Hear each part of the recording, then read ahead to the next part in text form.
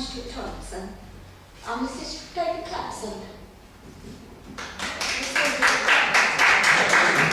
The soldier of God.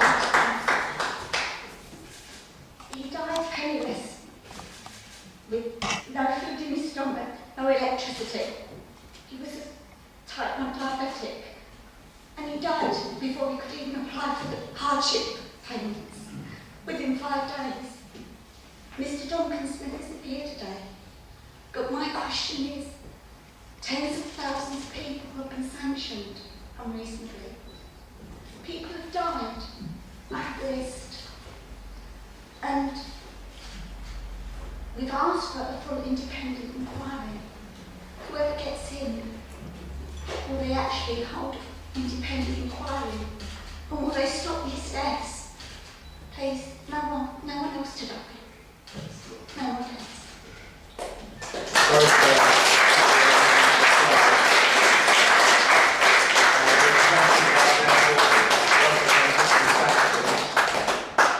That I think, I would imagine everyone would wish to voice an opinion on. Freddie, this time it's your turn to be the first to speak.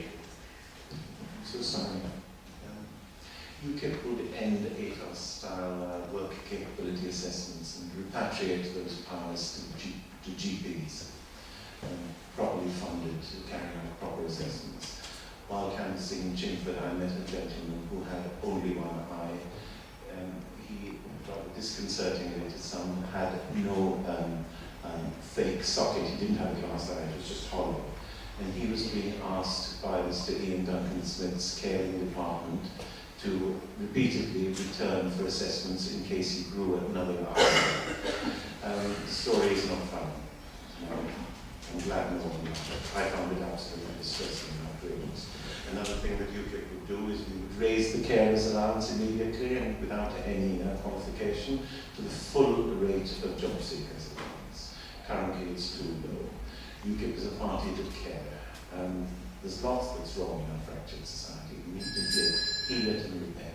Thank you for the chance you've given me to speak. Thank you, Freddie. Then, thank you next, if you'd like to respond.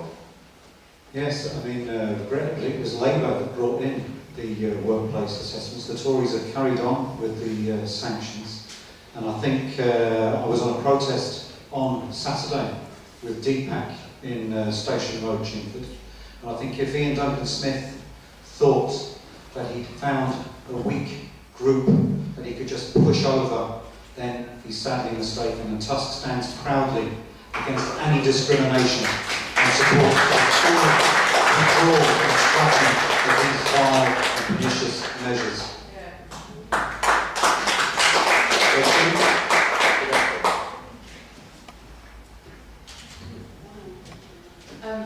Yes, the answer is yes. We would stop outsourced assessments, we would stop unnecessary sanctions, and we would stop forced work.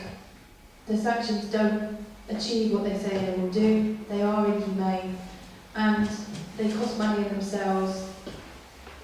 People are actually, so the 2.6 million people that are on incapacity before the changes, the number really hasn't greatly reduced, and there's been a tiny percentage of job outcomes. People either are actually sick or the system is making them sicker, and Mind would say that the system works against people's mental health. And there are many things that the government right now are not telling us, and I would urge you all to keep pushing anybody in power to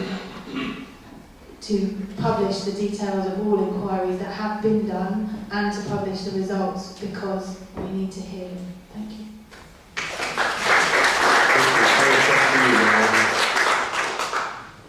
Firstly, it's a really tragic case, and it's not, unfortunately, it's not the only one. I think Ian Duncan Smith, who is a quiet man and even quieter tonight, has pushed cuts far too far. And if we were in power again, we would not be willing to take the 12 billion extra cuts. We think, you know, it's all gone too far, and we've got to start looking after people better.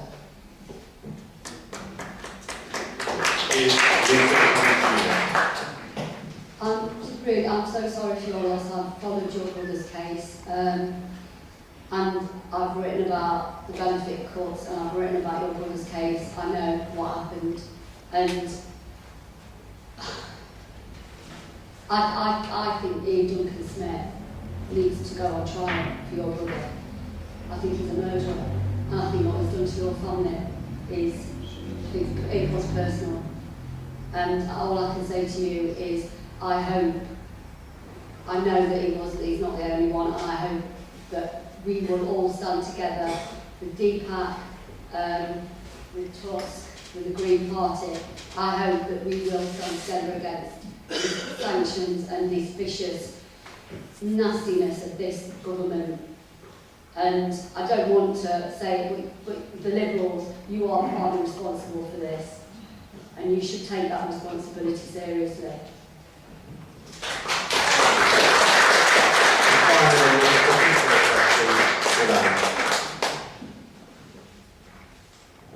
So first, my deepest condolences to you and your family. It's not the first time I've heard a story like that, but I'm sure for each version it's particularly cruel and painful. When I was running for Chingford and Woodford Green, it was okay, I get to take on IDS, and there was some sort of bravado, but the more kind of stories I hear about that are very similar to yours, the more crushing it becomes. If elected, I would absolutely pledge for an independent review. There is no question about that, regardless of party politics. I think it's vital for you to know and for the public to know. And on a wider point, Labour has promised absolute the end of target-based sanctions as well. Most importantly, ending the bedroom tax, which is a particularly painful and attacks, I think, people with disabilities more than other people in any way. I think it is cruel and unusual to